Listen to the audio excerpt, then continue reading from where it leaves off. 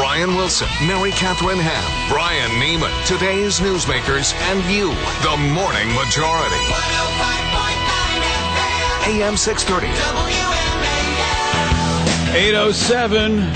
The Fisher House Radiothon continues. We're up to $75,526 so far this morning, thanks to a generous $25,000 donation from Finn Mechanical. We want to get over $100,000 by the end of this show. Get busy, folks. We need your help. $100,000 before breakfast? We can do that. We definitely can do it. Yeah. Phone number is 202-686-7771.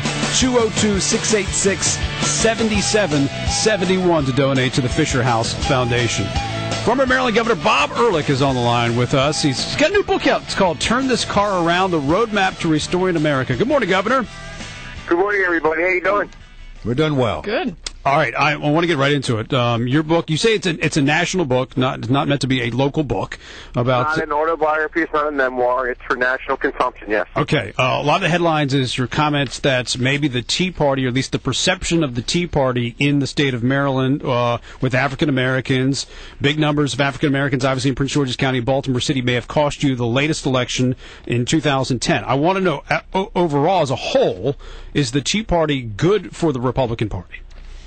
I think, well, first of all, let me just, the Tea Party, what was painted, what occurred with respect to the NAACP and these, and the mainstream press from the left, prior to the election, obviously, many months was, well, we have to get, now we have to do our thing. We have to do our number on the Tea Party, so let's call them racist. So it's not just repercussions in Maryland, obviously, large African-American vote, but repercussions around the country, particularly on the coast, in more blue states. So that phenomenon I described in the book is not confined to Maryland first. All right, but is it a perception problem or is it a reality problem? No, it's not. I talk about this in the book. The reality, it's a perception problem, but it becomes reality on Election Day. And but to answer the question is, besides this sort of campaign that was fairly successful in demonizing the movement I think is healthy for the country and it's healthy for the party. The movement is basically not a social issue movement, as you all know. It's a fiscal sanity movement. It's pay your bills, live within your means, and we expect you to do so. And if you don't, by the way, we're going to take it out the polls. And that's a warning to both parties, particularly the Republican Party, which is a natural ally here. You're a guy who has run in a more blue state and has overcome some of those preconceptions about Republicans successfely. What is the way to do that when it comes to something like the perception of the Tea Party and the Republican Party in general? That's a great question, because I was able to overcome in my congressional career, and obviously a couple races for governor for the most part, some of this perception about this the wealthy party and all that sort of stuff in a blue state. But I also had a lot of more Reagan Democrats in particular areas of my state in the congressional district. The issue here is how to in blue states just chip away at what's been fairly successfully done. By the way, this struck me during the campaign, Mary Catherine, because as I would do urban radio, black radio shows, I spent most of my time dealing with callers or the hosts defending the Tea Party as non-racist. And, of course, as you all know, there's not one scintilla of evidence out there.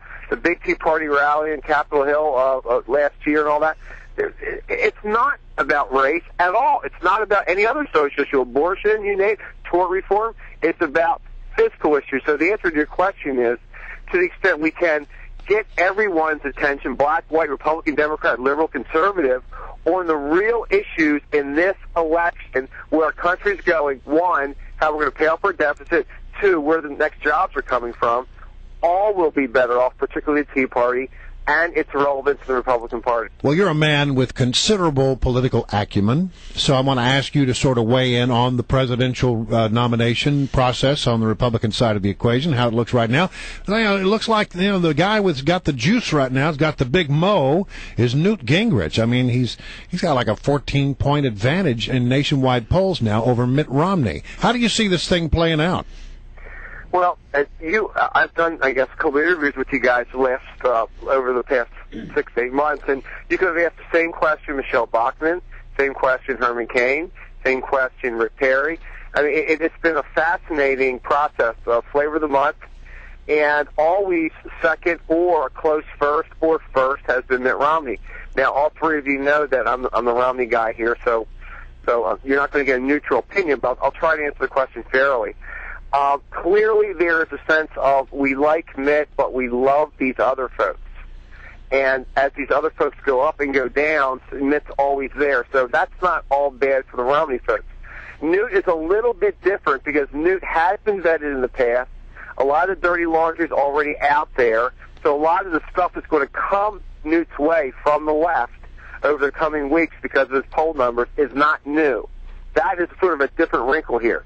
On the other hand, Newt's big problem, all three of you know it, all your listeners know it, is electability. Particularly crossover moderate Dems and women. Moderate women, Democratic, even left-leaning women who might vote Republican, independent women. That has been Newt's problem for a long time. It remains his problem today. Newt Gingrich doesn't have a lot of support from former members of Congress or current members of Congress. You worked with him in Congress. Why doesn't he have that support? I came in with him. I was part of the infamous class of the 104th Congress. So I have great respect for Newt. I like Newt. He's a friend of mine, and he is a big brain.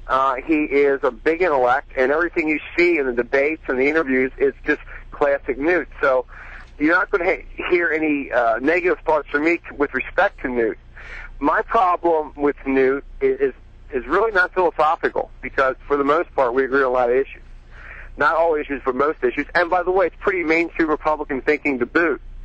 The problem here is electability. And, by the way, management. The big problem a lot of members of Congress have with Newt was management style. The country needs a manager. The country's going to be looking to elect a manager, and I think that's a real strength for Mitt Romney. Right. Now, you have, a lot of people who are conservative will call you a rhino, or people outside of Maryland will call you a rhino. But there's a difference between governing in Maryland and governing in Alabama or in Texas. What I guess I'm getting at is, if you have conservatives who are winning in states like Delaware, Christine O'Donnell comes to mind, and Sharon Angle in Nevada.